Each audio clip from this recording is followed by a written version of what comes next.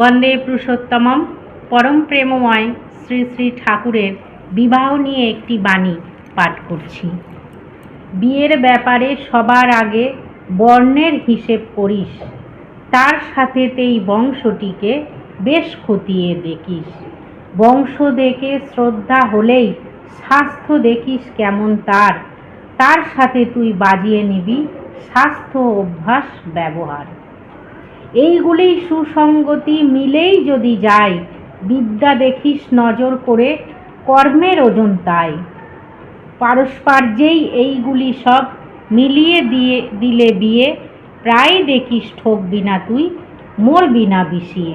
এটি অনুশ্রুতির প্রথম খণ্ডে বিবাহ অধ্যায়ে আছে।